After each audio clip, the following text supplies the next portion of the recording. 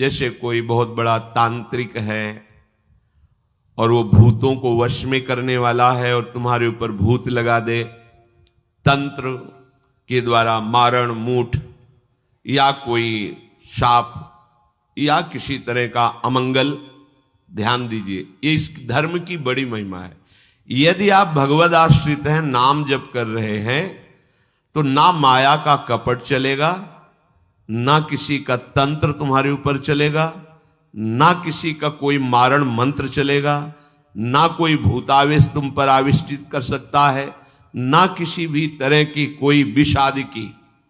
यदि आप सच्चे हृदय से भगवान की शरण में हो तो तुम्हारे ऊपर विष का भी प्रभाव खवाया जाएगा, विष वो हो जाएगा स्वास्थ्य वर्धक अमृत। गरल सुधा, गोस्वामी जी कह रहे, रिपु करहि मिताई, गोपद सिंधु अनल शीतलाई। जो भगवान का आश्रित जन होता है उसको विष भी अमृत हो जाता है। अगर उससे दुश्मनी करेगा ना कोई और उसका बुरा चाहेगा, वो जितना कुप्रचार करेगा, निंदा करेगा, उतने उसका यश बढ़ेगा। अगर वो आग लगा देगा तो उसके शरीर में चंदन से भी बढ़कर शीतलता का काम आग करेगी। जो भगवद आश्रित है, श्री हरिराम व्यास जी ने भी प्यारी जू के चरणों के आश्रित जनों को पुष्ट करने के लिए बताया कि राधा प्यारी के चरणारविंद शीतल सुखदाई, कोटि चंद मंद करत नख बिदु जुन्हाई। श्री राधा प्यारी के चरणारविंद शीतल सुखदाई।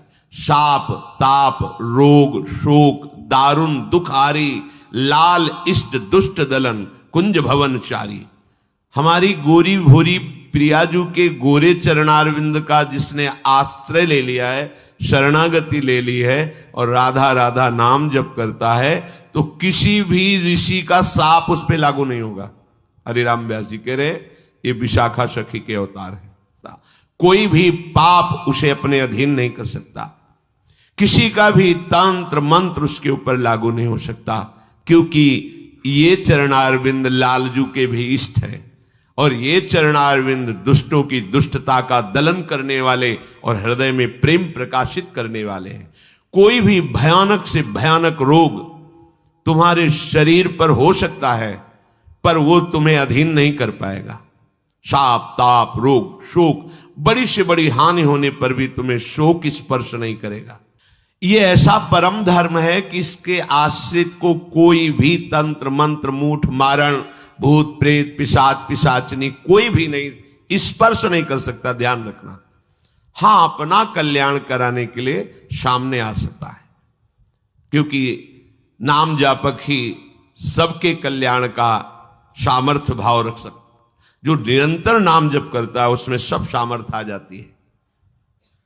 एक बार भाई जी से हनुमान प्रसाद पोद्दार जी समुद्र के किनारे बैठे नाम जप कर रहे थे, तो देखा एक सफेद पोशाक पहने हुए पाग बांधे हुए पारसी वेशभूषा में सामने खड़े हैं।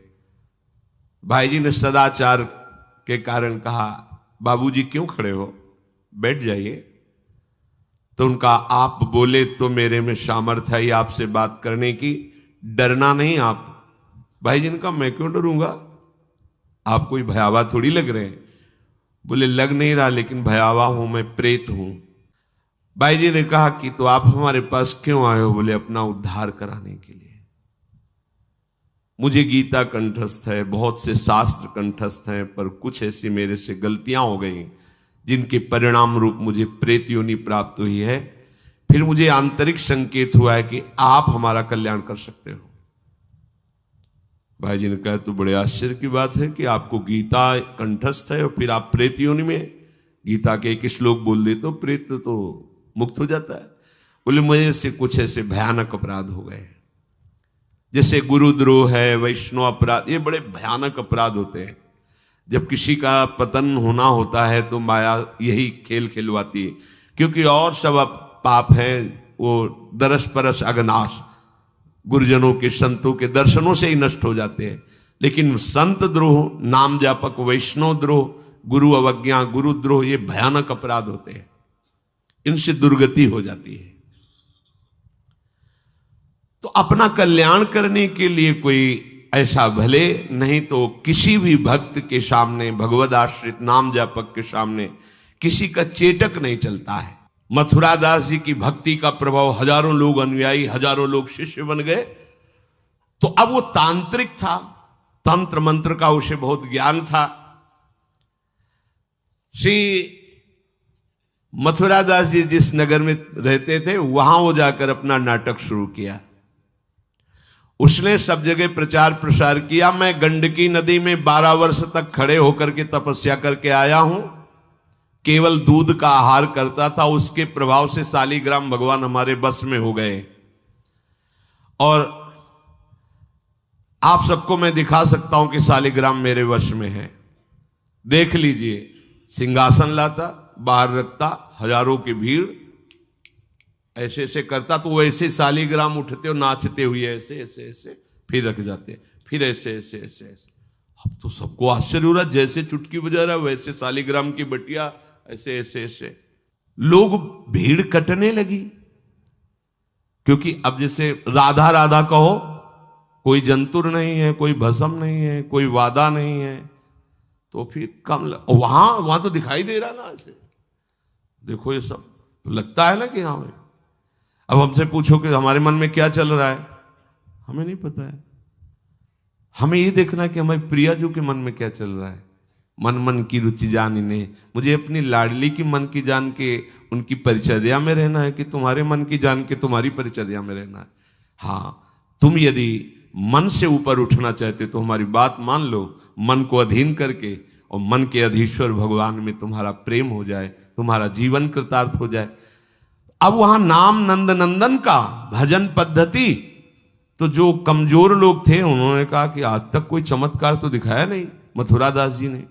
देखो ये हैं संत, 12 वर्ष से दूध पी के गंडकी नदी, 12 मिनट भी नहीं खड़ा होगा कभी।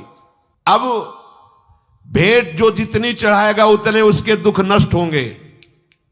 अरे भैया वहां तो रुपया सब समेटता, फिर दूसरे मोहल्ले में, पूरे गांव में अब तो जय जयकार, शालिग्राम भगवान को नचा। कोई सेवा की सामग्री लेने गए थे मथुरा दास जी की श्रीअंग सेवा में जो रहते थे संत जन, उन्होंने देखा, वो आए, बोले महाराज एक बड़ा चमत्कारी महात्मा आया, वो कह रहा 12 वर्ष से हम दूध पीकर गंडकी नदी में, वो ऐसे ऐसे करता है। तो बोले भैया भक्त तो हो ही नहीं सकता। भक्त भला भगवान को अपना प्रदर्शन क्यों बनाएगा, और उसके बदले में भेंट लेकर के, ये तो नाटक है भैया। वो देखे भी नहीं थे, बोले ये तो नाटक है, कोई संत ऐसा नहीं कर सकता, कोई भक्त ऐसा, कोई संप्रदायाचार्य से दीक्षित वैष्णव मार्ग में चलने वाला, ये तो अपराध है। तो उनका महाराज जी तो हजारों लोग वहां प्रभावित हो रहे, अच्छा है भगवान उस रूप में।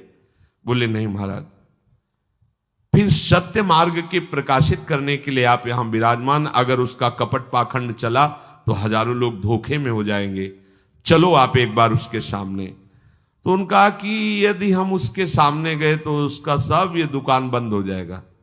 बोले महाराज जी आप जरूर चलो, क्योंकि आपके चलने से यदि लोगों की श्रद्धा भगवान में वास्तविक लगे तो आप भी तो यही चाहने के लिए यहां गांव में वास कर रहे हो। उनको बड़ा दुख हुआ कि एक तो उसको दुख होगा, उसका नाटक बंद होगा, दूसरा कि वो जान क्यों नहीं रहा है जिन भगवान को तुम नचा रहे हो, अगर वास्तविक उनके तुम सेवक बन जाओ तो तुम्हें सब कुछ प्राप्त हो जाएगा। शालिग्राम भगवान श्री हरि ही है, कोई और नहीं है। पर बहुत जब उन्होंने कहा तो कहा चलो अच्छा, तो पाए परि गए लेके जाए ढिग ठाढ़े भये, चाहत फिरायो पे न फिरे सोच पर्यो है, जान गयो आप कछु याही को प्रताप ये पे, मारो करि जाप यो विचार मन धर्यो है, मुठी ले चलाई भक्ति तेज आगे आई नाही, वाही लपटाई भयो ऐसो मानो मर्यो है, हुए करि दयाल जा जीवायो समझायो, प्रीति पंथ दर्शायो ही भायो शिष्य कर्यो है। सभी शिष्यों ने चरण पकड़ करके मथुरा दास जी को मनाया कि आप वहां चले। तो आप गए सादे वस्त्र, एकदम सहज स्वरूप साधु का, जाके भीड़ भी इनके साथ है कि भाई मथुरा, उनका भी प्रभाव था तो बहुत सी भीड़ साथ गई।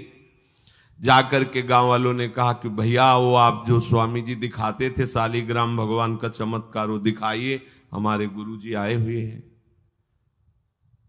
ये तो उसने जाना था कि महिमावान है तभी तो वो आया था, पर उसको ये पता नहीं था कि हमारा प्रोग्राम इनके सामने नहीं चल पाएगा, क्योंकि भगवान नाम जापक के आगे कोई तंत्र मंत्र, कोई शाप पाप ताप, ये सब नहीं, वास्तविक जो भगवत मार्ग में है।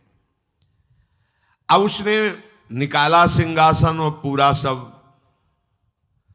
शालिग्राम जी को तो केवल चुटकी ही बज रही थी, शालिग्राम भगवान वहीं बैठे थे।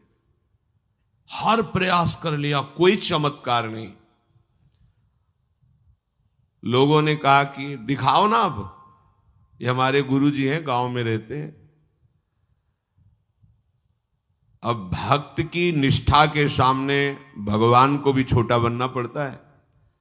इतने महान भगवान भक्त बलि जी के सामने बामन बन के भीख मांगने के लिए गए। भक्ति निष्ठा जीत सकते थे, आज्ञा दे सकते थे, ना आज्ञा दी और ना विजय प्राप्ति की, भिक्षा में मांग करके दिया माता अदिति को कि आपकी चाह है कि राज्य पद देवराज को मिले, तो आपकी आराधना से मैं जाऊंगा, पर वो मेरा भक्त है, ना युद्ध करूंगा ना आज्ञा दूंगा, पर मांग के लाऊंगा। भगवान भिक्षुक बन के गए। भक्त के आगे नौटंकी नाटक कहां चल सकता है?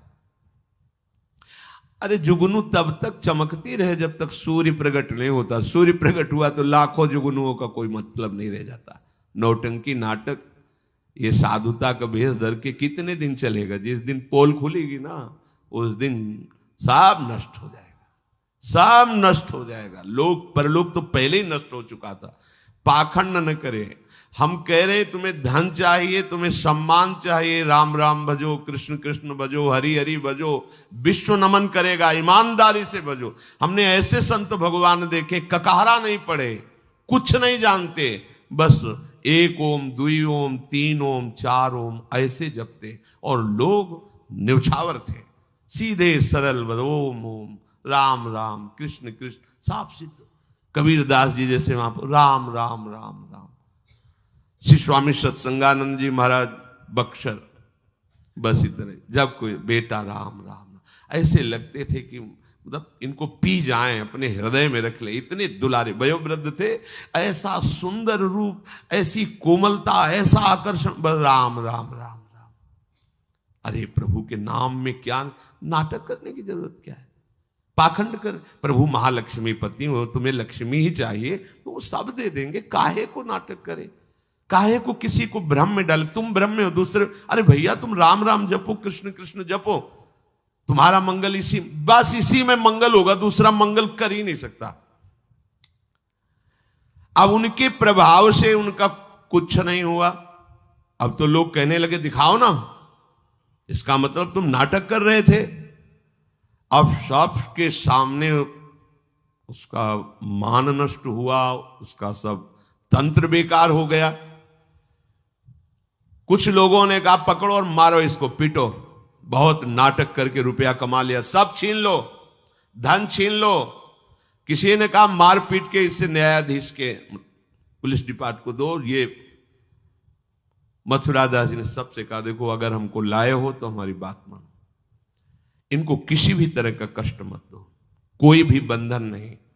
और उनसे कहा भैया आप जिसका नाटक कर रहे हो ना, अगर सत्यता से इसे मान लो तो जिन लोगों ने रुपए चढ़ाए ये बहुत थोड़े हैं, वो तुम्हें निहाल कर देगा। सत्यता से भजन करो, ये काहे को नाटक करते हो? इतना कह के वो चले गए।